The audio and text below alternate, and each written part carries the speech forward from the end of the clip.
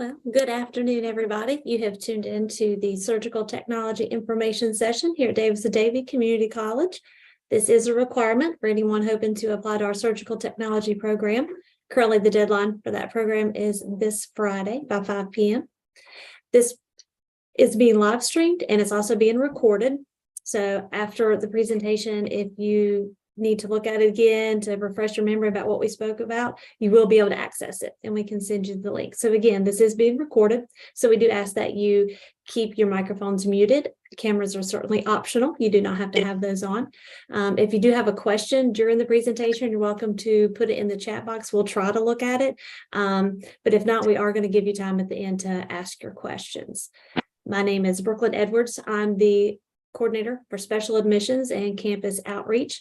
So the purpose of today's session is we're going to go over the application process for surgical technology, kind of what you need to do, what to expect, what we're expecting of you, kind of the timeline on how this occurs. Hopefully as well, we will have Renee Bridges, who oversees this program, join the call.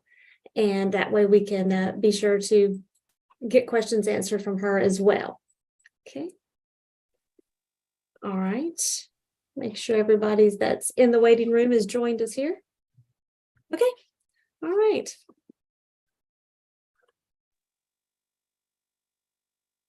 Okay. So again, I'm Brooklyn Edwards. Again, hopefully Renee Bridges will join us soon so she can ask some answer your questions, because what I'd like to do is not only go over the admissions process for this program, but we'd like to dive into a little bit about what happens next. So what happens if you get accepted into the program? What kind of information do you need to submit to the school after that? So hopefully we'll be able to answer those questions as well, because those are really important too, knowing what happens next once you get into the program. Okay, so there's a couple phases that go with the application process. There's 3 phases, phase 1, 2, and 3. Phase 1, of course, is applying to the school, making sure everything is in order for that. We'll talk about what you need to do to apply. Okay. Getting transcripts to us, high school stuff, college stuff. So we'll talk a little bit about that as well. Going to talk about English and math readiness. That one gets a little tricky, but don't worry about it because we actually assess you for that. We just need to make sure you have at least a level 1 college English and a level 1 college level math. Doesn't mean you necessarily have had taken these classes, but we just want to make sure that you have those levels. Okay. And then phase 2 is you're in phase 2, you're participating in a surgical technology information session. So that's something that's required to apply for the program.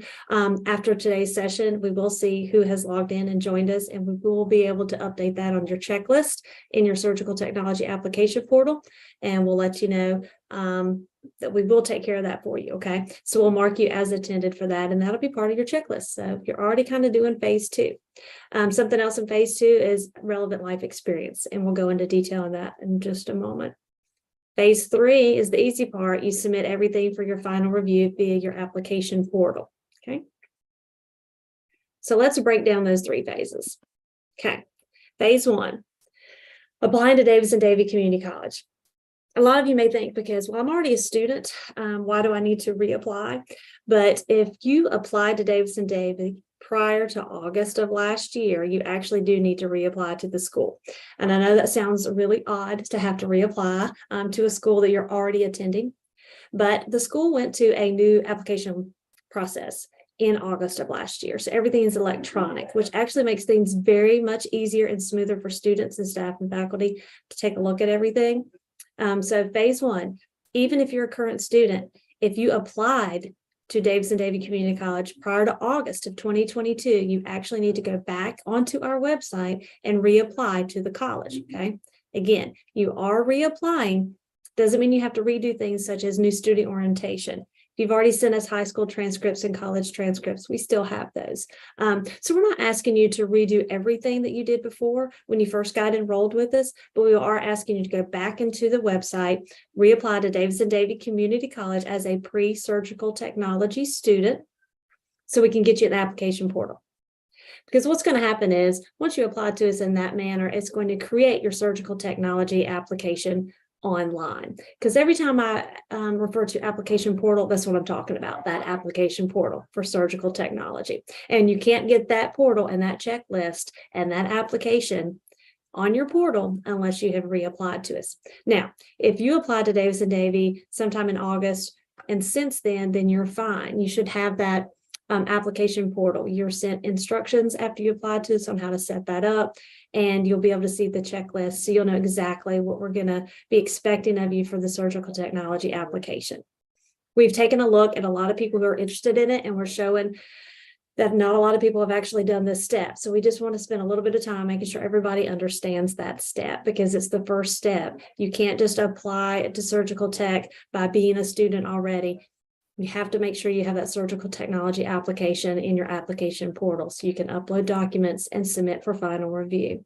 And it gets a little confusing. I understand it, again, if you're a current student, but if you applied to us prior to August of last year, you really do have to redo your application in order to get into our new application system, okay? If you did new student orientation before, got us as transcripts, we're not going to ask you to redo any of those items, okay? So you're not completely starting over. It's not going to change who your advisor is. It's not going to change anything like that. Okay. You're already a student with us. You should already have your StormTrack activated. You should already have your email activated. Okay. If you've not applied to us, these are steps that will be sent to you once you do apply. So that way you can know how to set up your StormTrack account and how to set up your Davidson-Davie email. Your Davidson-Davie email account is the one that we typically use to communicate with you. So every time there's an update to your application, if you've submitted it for review, if we've looked at it, if we have issues, typically going to email your Davidson-Davie email account saying, hey, we noticed you applied and you submitted for final review for surgical technology, but you're missing X, Y, and Z. So we want to be able to be sure that we're communicating with you and that you're getting those emails. So make sure you've set up your Davidson-Davie email and that you're checking it pretty regularly. We don't want you to miss out on anything important. Talks about providing it, high school diploma, high school transcripts. Again, get those things sent to us. Your high school transcript can be unofficial. You can even take a copy of your diploma and upload it to your portal on the application. But most of you, if you're already a student, have already sent us your transcript, and that's great. We could use that. Again, you can upload some of these things in your application portal once you get applied to us. And then if you've taken classes somewhere else, you took classes at a university, a community college, wherever you may have taken other college credit courses, if you are trying to transfer those to us, then we have to have official transcripts sent to the admissions office. So again, we have to have official transcripts for college. If not, we cannot give you credit for any courses, because as we're going to talk about later on, the rubric, whenever we look at that, that's going to have the classes detailed that we're looking at for the program. So if you have classes elsewhere, we want to make sure you get credit for that, but you've got to send us the transcripts to our admissions office, official transcripts, so we give you credit. If you're taking classes with us at Davidson-Davie and you don't have classes from any other college, you're fine. You do not have to upload a transcript. We can access your record. So you do not have to worry about sending anything if you're a current Davidson-Davie student. Or if you took classes with us while you were in high school, it's fine. We can access those for you.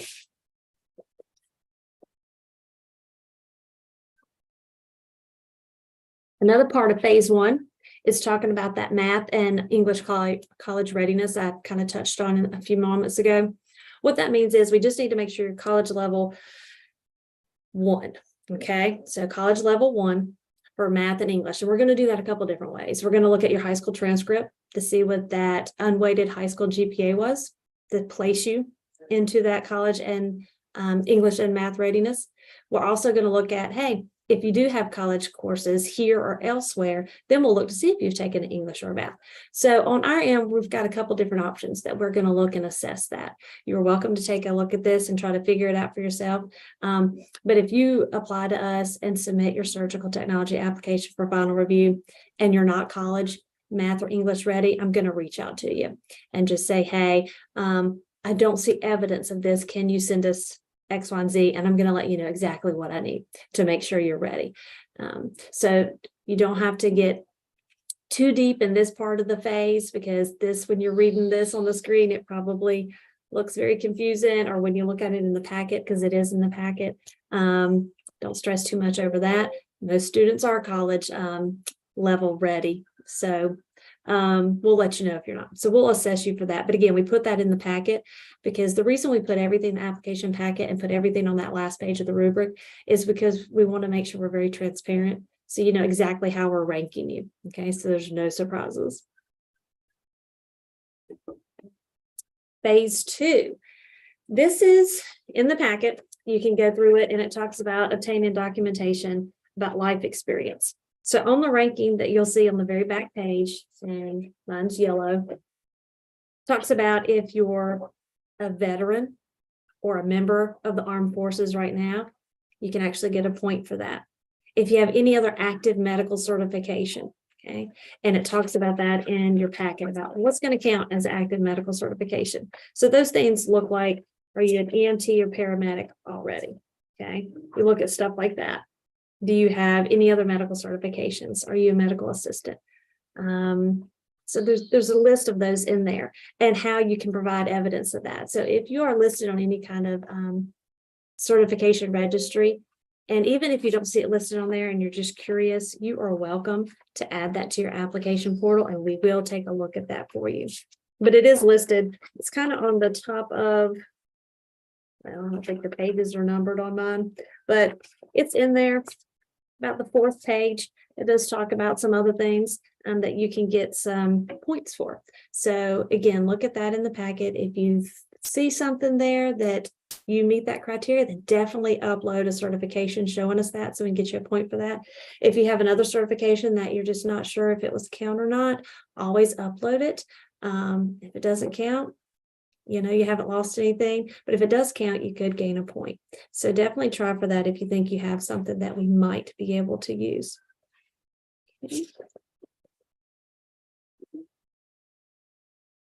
If I have any folks out here that have done the Central Sterile program with us or currently in it, you may be able to get some points for some of those classes as well. That is on the ranking sheet, so you'll be able to see that.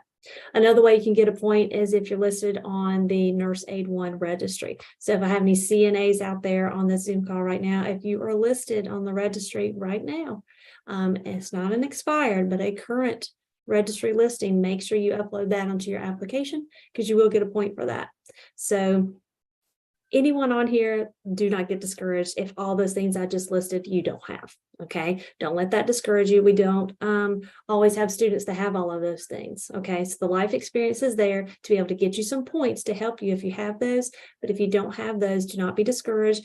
Still apply because a lot of students do not have those. Okay. The key thing is getting everything sent to us by Friday, January the 27th at 5 p.m. And that's this Friday. So that deadline is coming up very quickly. So you want to make sure you have applied to Davidson-Davie.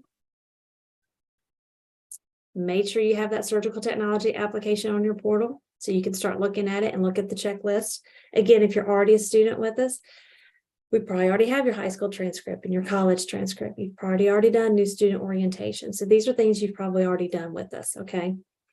The main thing you need to upload to your portal is, are you a CNA? Do you have any of these other life experiences, okay? Make sure all of that is on your application portal by this Friday at 5 and that you have hit submit for final review on your portal. And you're gonna see that, okay? So once you've got everything together, you feel like you have met all these requirements, you're ready to go. You actually don't have to come in for a review. We don't have to do anything in person or on the phone unless you just want to, but it's all electronic. So you actually just go to your portal, go to that main page, you're going to scroll down, and under where it says upload materials, you're actually going to see a box that says, you know, you're wanting to apply for surgical technology. You would click that box. Below that, it says, I affirm that I am ready for my surgical technology final review. And you would click that box and then hit submit. Once you do that, that's going to come to us. It's actually going to come to me. It'll show up in my QE, and then I'll review you for the surgical technology program. Okay. So again, all that is done online in your application portal. Once you do that, you're going to be able to monitor things. So once you hit submit for final review, it's going to show up. You're going to get an email saying, hey, check your application portal. There's been an update. And the update is going to say, hey, we've gotten your application. Then once I'm going through your application, if I see any issues, then I'm going to email you. And typically going to use the Davidson-Davie email account. But since time is of the essence, I may try to pull in your personal email if I can find it. But again, really going to use that Davidson-Davie email. So get in the habit of checking that. So if you submit it and I go to review it and I'm still missing some items that I need, I'm not going to automatically kick it out and not review it. I am going to give you another chance. Okay. Because we actually really want students to get into this program. We want you to get every point you can possibly get. So we are going to contact you, and I will email you, say, hey, I just don't have, you said something about CNA, but you didn't send me the right registry. Or let's say, for example, you put on your application with us that you had gone to 2 different colleges, but I only have a transcript from one of those. Then I'm going to reach out to you and say, hey, you listed that you went to this college. I don't have the transcript. And I want to make sure we give you all the credit we can for those courses. Okay. Because in the ranking process, what we're looking at is some anatomy. And there's a couple different anatomies we can use, okay? So we can use anatomy, which is bio 163, or we can use the 2 different anatomies, anatomy part 1 and 2, which is bio 168 and bio 169. Now, these course codes I'm throwing out are community college course codes, okay? You could have taken something as an equivalent at a university, and we would take those. Also, if it's been a while since you took anatomy, you may have taken it when it was coded bio 165 and bio 166. We're going to take any of those. Let's say, for example, some of you out there, and I've had this happen, you took bio 163 for one program, and then you ended up doing a different program and took 168 and 169. What we're going to do is look at whichever anatomy got you the highest grade. So if you made B's and C's in one anatomy, but in the 168 and 169 series, but you made an A in the bio 163, I'm going to use the 163. Okay. We just have to make sure you have an anatomy for the program. So I'm going to take a look, and whatever anatomy got the highest grade in is the one we're going to use. We're also looking at, did you by chance have medical terminology? Not required to apply. So all the general education classes that are listed on that last page of the rubric, you are not required to have these in order to apply to the program. So do not let that discourage you and keep you from applying if you don't have them. It just earns you points. So the more general education classes you have and the higher grade that you have, the more points you're going to earn in the ranking system. Okay. Looking at introduction to computers. Do you happen to have that? If you don't, it's okay. Again, it's okay. Communication. Some of you may have COM 110, 120, or 231, depending on what you took here at another community college. We're going to use the highest grade. I'll use any one that I can find that's going to work for you. We're looking at an English class. Again, looking at that math readiness to see where you are in your math. Looking at general psychology, and also critical thinking, which is coded HUM 115 at a community college. We will also take some variations of that. We'll also look at possibly an Art 111 class, a music class, a different humanities class in the one that's listed, and maybe even an ethics class. So we've got a little bit of wiggle room on that humanities 115. Okay. So for example, let's say you took music with us or somewhere else and the humanities class. I'm going to pull in whichever one had the highest grade. Because again, we're trying to get you the most points that we can get you in that ranking system. So you don't have to have any of these gen eds. You don't have to have all of the gen eds, but it just helps to have had some of these general education courses for your ranking process because it gives you points. Because if you've looked at that, an A gets you 3 points, a B gets you 2 points, and a C gets you 1 point. So every point, every little point helps in that ranking process. On that rubric, the total points that you can earn is 31. Again, don't freak out if you don't have anywhere near 31, because that is designed for anybody and everybody that checks off all of those things, right? That means you've had A's in absolutely every course you've taken. That means you've gotten a bachelor's degree previously. You're a veteran. You've got some medical certifications. You've taken some central sterile classes, and you're a current CNA. We don't really have any applicants that meet all of those criteria. So again, don't stress if you're nowhere near 31. You may not be anywhere near 31 and still be a very strong candidate for this program. We do take 16 people in this program, so it's very small. It's a very unique, very cool program if you get into this program. So it keeps the class sizes small, and you get a lot of hands-on learning. So again, don't look at this, this rubric and get any discouraging or stress out about it, because we're going to take a look and we're going to give you every point you get. And remember, we haven't had anybody near the 30 mark yet, so don't worry about that. Okay. So once you get everything turned into us, or we have your transcripts, everything's ready to go, and you feel like I'm very confident, I'm ready for this to be reviewed. Again, Friday is currently the deadline. Go ahead and go into your application portal and submit for final review. Once you do that, that's going to come to me. I'm going to take a look at it. If there's issues, remember, I'm going to email you, Davidson-Davie email account.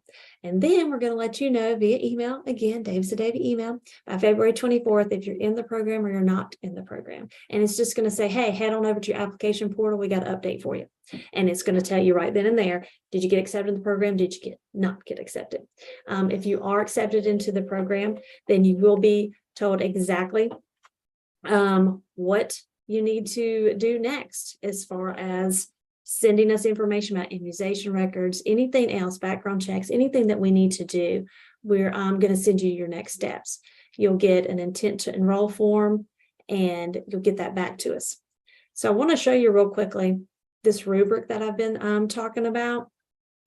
And this is the academic side, okay? These are those classes that I talked about. Those top few are the anatomies, and then the other ones are the other general educations, medical terminology, computers, your communication class in English, some sort of humanities, art, music, ethics, something like that, a math and a psychology. You can have all of these, none of these, or a few of these, and we're going to use those for ranking, okay? So this is that matrix and rubric that I've been referring to that tells you exactly the point system on how you'll get points for A, B, or C, okay? But again, everything in this presentation is in the application packet for you to review. Because whenever you turn in your application, you should pretty much have already done your own calculation to figure out how many points you should have. So that way you know completely what points we're going to assess you for. This is the second half of that rubric. It looks at the previous degree that I mentioned, and all of those life experiences that we already talked about are listed right there. So if you have any of those, make sure you get us evidence of that in your application portal so we can give you the points. Okay. Now, whenever we do email you, letting you know if you're in or out, and you checked your application portal to find this out, you have an intent form that you're going to send back to us electronically. You got 10 days to get that back to us saying, yes, thank you very much, I accept my seat in the program. And if you're offered a seat and you decided, well, life has happened, something's changed, I don't want to do the program now, then you're going to let us know that as well, okay? So you have 10 days once we get those notifications out to you to get that back into us. And you'll see the dates there on the screen, and you'll also see them in the application packet. Okay? If for any reason you decline your seat, and then a couple weeks later, like, oh my goodness, I've changed my mind, I want it, we really cannot give you that seat, because what's happened is we have likely moved on to an alternate list or to a wait list person and offered it to them. So be very mindful when you turn in that intent to enroll form that if you want the seat, that you take the seat and you keep the seat, because if you later drop out, then you kind of knock somebody else out from getting that seat. Again, we only take 16 students, so it can fill up very quickly. So we want to make sure everybody gets a fair chance at doing the program. If you do your intent to roll and you decline your seat and you decide later on you want it, again, we probably cannot give you that seat back, okay? All right, gonna look and see if our coordinator of the program was able to join us. I think she is on the call. So what I'm going to do at this time, I'm going to kick it over to Renee Bridges in hopes that she's going to talk about, all right, what happens next? That you're in the program, now what do we do? So she's going to talk about that. And what I'm going to do, if anybody put any questions into the chat, I'm going to try to answer those while she's talking to you, okay? So again, while she's talking, you can chat some questions. If there are things I can answer, I'll try to answer them in the chat. But we are going to open it up at the end for you to actually unmute yourselves and ask us, verbally talk to us and ask us questions, because now is your chance, especially with Ms. Bridges on the call, because she's the one that's going to be able to answer the questions about what is the classes like? When do these classes meet? What do I have to do? What are clinicals like? So she's going to be able to get into the really interesting stuff that you guys are really wanting to ask, most likely. But I'll be on here to answer any questions you have about the whole application process, okay? So Ms. Bridges, I'm just going to kick it over to you, if that's okay. Thank you, Brooklyn, for all the information, sharing it. My name is Renee Bridges. I'm the program director for surgical technology and central sterile processing. We are a 2-year associate's degree located on the Davie campus. Myself and Dee Edwards, she's the clinical coordinator who will speak with you soon, will be your instructors. This program runs 5 consecutive semesters. That means we run fall, spring, summer, fall, spring. Yes, that does include summer. And kind of give you a breakdown of how the classes are. In the first semester, we have class and lab, and they're typically Monday through Wednesday or Thursday. We also open up an open lab if you need to practice extra. The second and fifth semesters include class and clinical, and these are very vigorous courses. You are in class on some days from 8 to 4:30. You're in clinical from 6:15 to 2:30 is our latest, 3 days a week. And then, like I said, most of them are Monday through Thursday. We try to keep Friday open for you to work a job, or if you need to set up appointments, that's kind of your free day for that. Our clinical sites include most Atrium and Novant facilities. For example, we have Davie Medical Center, Lexington, Thomasville, Wake Forest Baptist, Forsyth, Randolph, Rowan, and Wilkes. You do not get to choose your clinical site. We assign those to you once we decide how many students are going to each facility. So to participate in clinical, you must complete the clinical clearance process, which is due July the 15th before class starts. Once you are accepted into the program, you need to go ahead and start working on these things. You have to be cleared in order to go to a facility and participate in actual clinical. And this is kind of where Dee Edwards, she's going to step in for a minute. This is something that you will work in over the summer. And she's got more of the specifics that involve the Complio accounts and clinical clearance. Are you on there, Dee? Let's see here. I'm here, just a There little she slow is. getting No, started. you're fine. I'm the clinical coordinator for both programs, as Renee started. I am pretty much the one who will start with your clinical clearance and getting you in. With this slide here, what it is you set up a Complio account. It is through American Data Bank. And what it is you have to go through a background check and a drug screen. Once this fee is around $100 that each student has to pay once they get accepted into the program. And what you do is you go in, you set up an appointment, they'll guide you through it where you can go. You have to give, a urine specimen. It's a 12-panel drug screen. The results will come back to your account, whether it's flagged or if it's passed. Also, the same with the background check. Also, in this account here is where you will list all your immunizations that's required for the program. You have to get a series of 3 Hep Bs. You have to have your tetanus, MMRs, all of that stuff. So my advice to you is, here is on the next screen, is a great example, should be in your packet. Sometimes these are hard to find. Sometimes you can pull them up from, believe it or not, if your pediatrician's office is still available. And a lot of times these are in with your PCP, or they're in a state registry bank. So you have to have documentation through this. So if you go through that, the measles, mumps, and rubella, that's an MMR. A lot of times this is stuff that you get as a child. For some reason, if you ever cannot come up with the immunization itself, there is a titer that can be drawn from a doctor that says that you have the antibodies for it. So you will have to go through that. Varicella is the chicken pox. You cannot just list and say, hey, I had chicken pox as a child. That does not account. If you've had the chicken pox, this is where you will get a titer. If not, this is like a 2-shot immunization.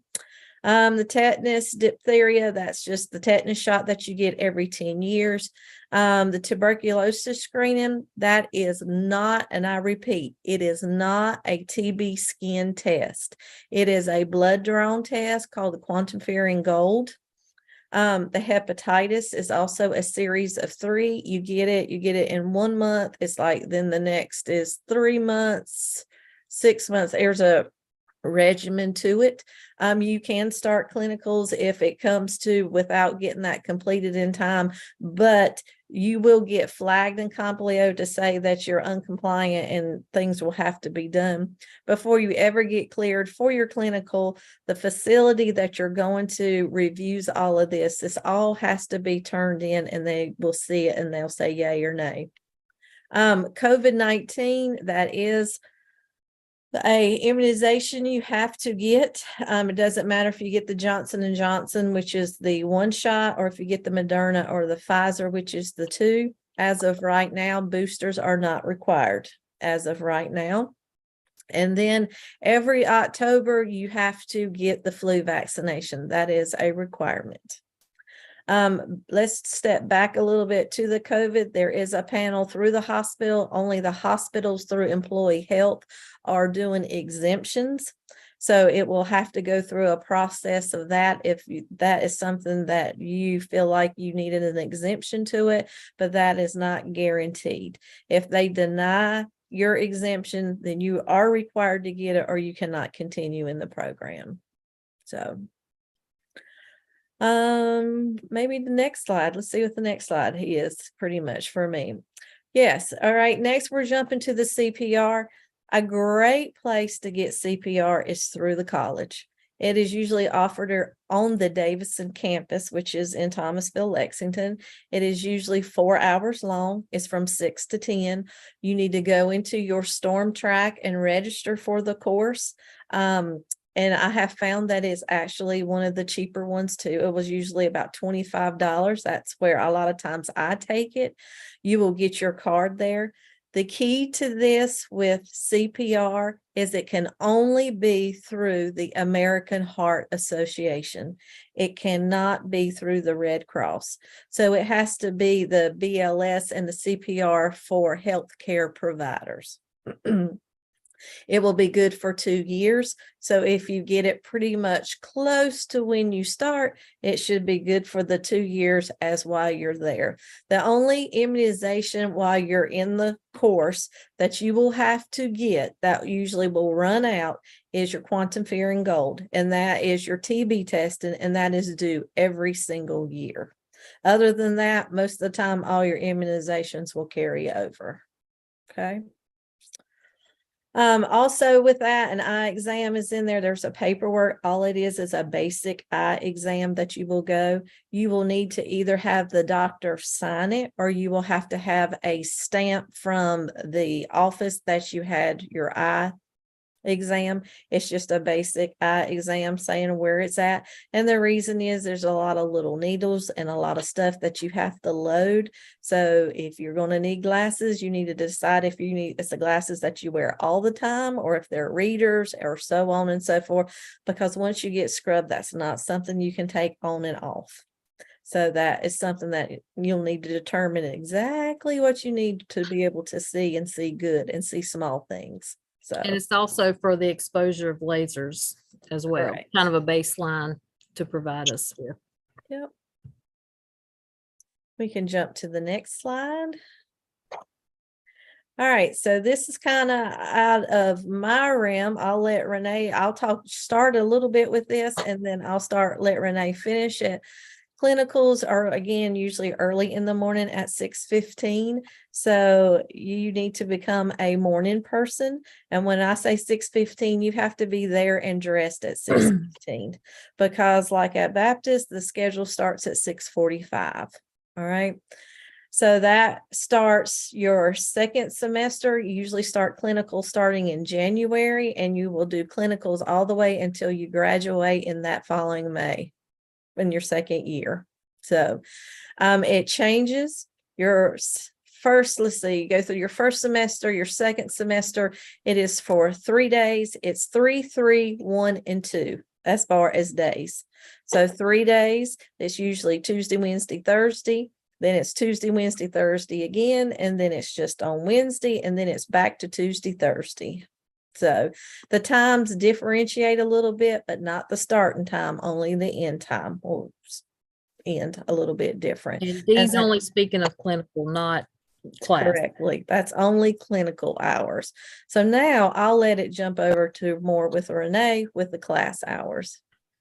Our program, we do require attendance. We have our own attendance policy. It's typically, you can miss 2 days, 3 days, you're put on probation. And the fourth day, you're dismissed, the fourth absence, you're dismissed from the program.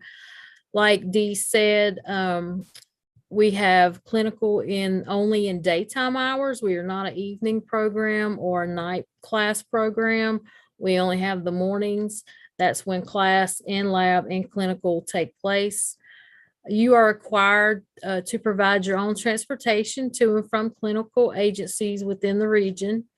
And then you must notification regarding clinical schedules is given as soon as possible.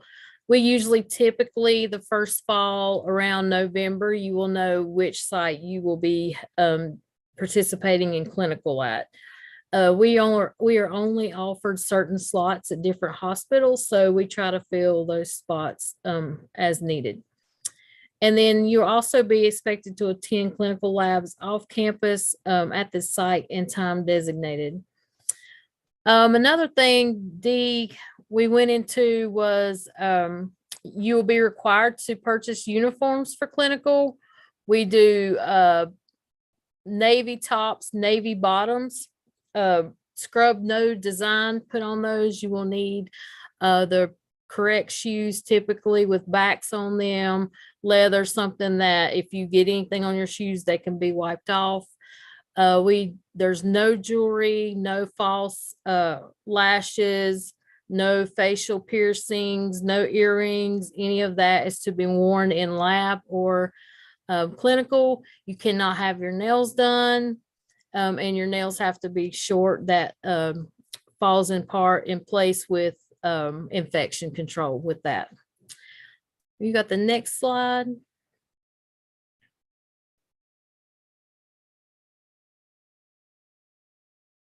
And then, like I said, if you need to reach out to Brooklyn, she does the special admissions. Sandra Porter she's our advisor on the Davie campus. And then Dee can answer any Complio questions, and I'm more of the curriculum and program portion of if you need any additional information. And if we want to open up any questions that anybody may have at this time. I think some were answered in the chat. Just one thing to remember with this program, all of the courses that you take for surgical technology, the surge courses intact are on the Davie campus in Mocksville, Yes. North Carolina. It's not on the main campus. We are not located in Davidson. We are on the Davie campus.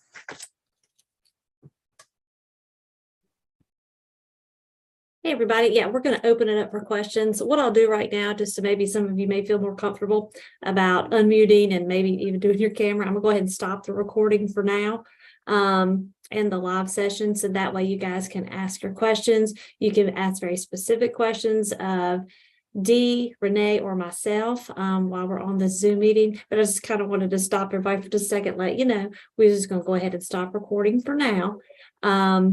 And then you can go ahead and unmute yourselves and start asking questions of any of us.